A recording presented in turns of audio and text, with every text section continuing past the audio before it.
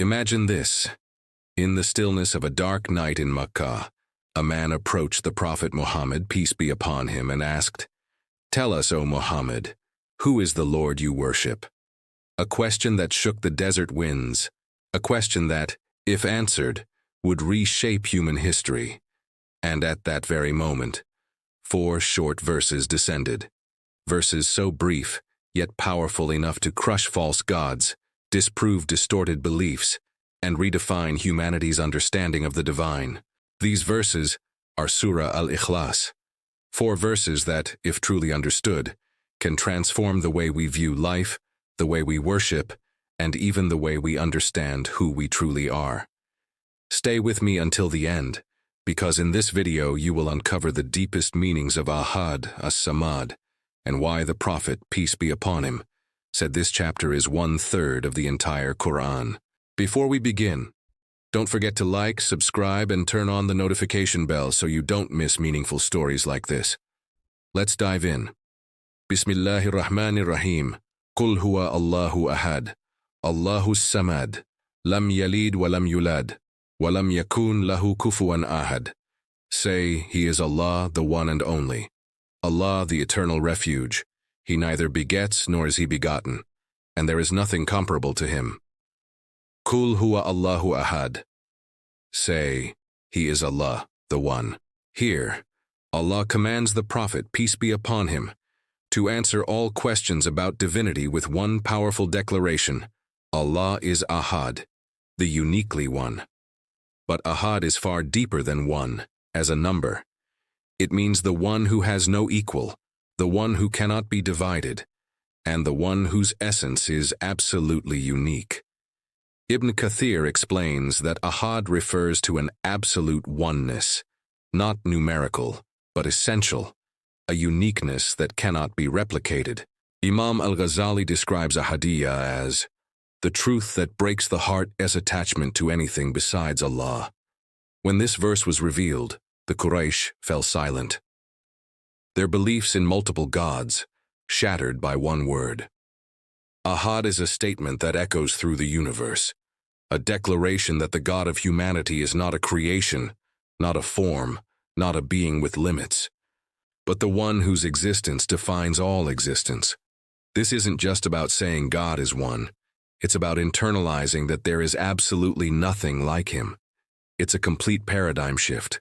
It tells us that our ultimate loyalty, our ultimate source, and our ultimate purpose are all directed towards a single, unique, and unparalleled reality. It's the foundation upon which everything else in our faith is built. Allahus Samad. Allah, the eternal, the one upon whom all depend.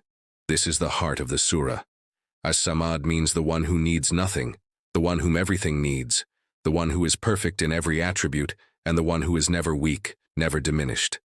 Imam Al-Tabari gathered numerous explanations from the early scholars, all leading to one core meaning.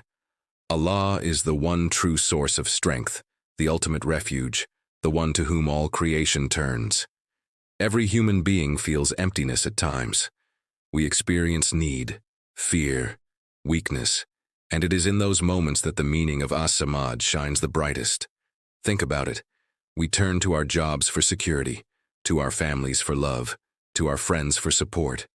But all of these are created, and all are needy themselves. They can fail us.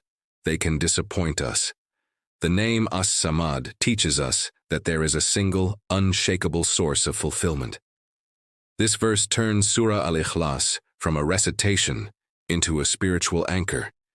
It reminds us that when the world disappoints, when people fail us, when our hearts feel fragile, there is one who never fails, one who is always there. That is As-Samad.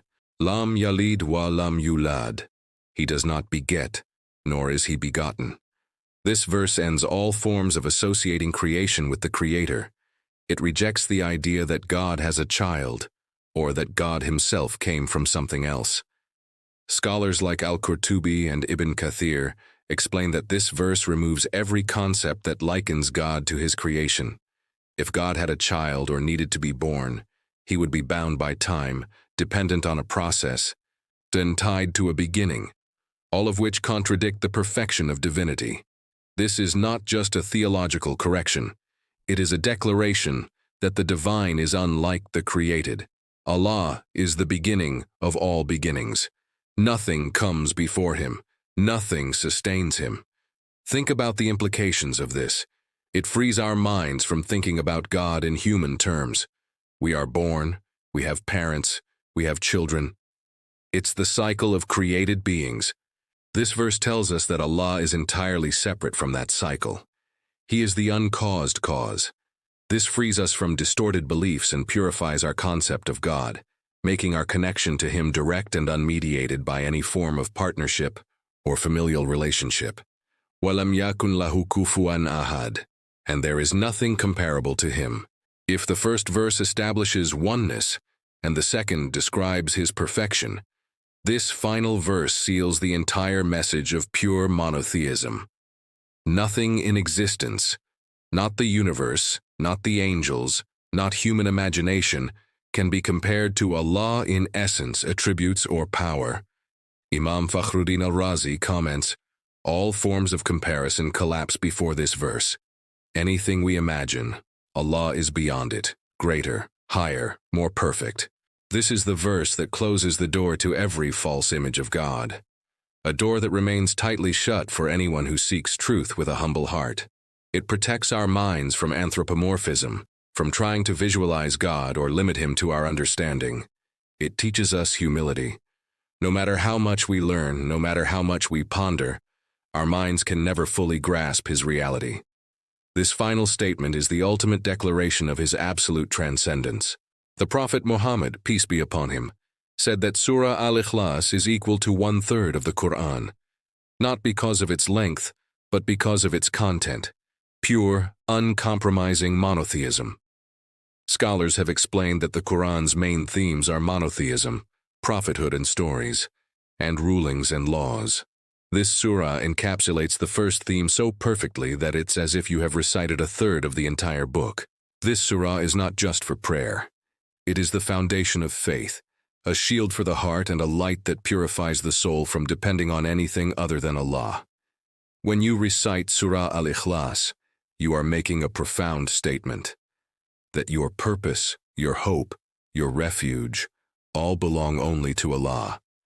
It's a personal declaration of independence from everything created, and a declaration of complete and utter dependence on the Creator alone. If today's explanation brought your heart closer to understanding Allah's oneness, support this channel by liking, commenting, and subscribing.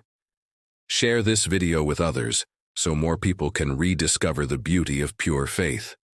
Until the next video, may Allah guide our hearts toward sincerity and truth. Assalamu alaikum wa rahmatullahi wa barakatuh.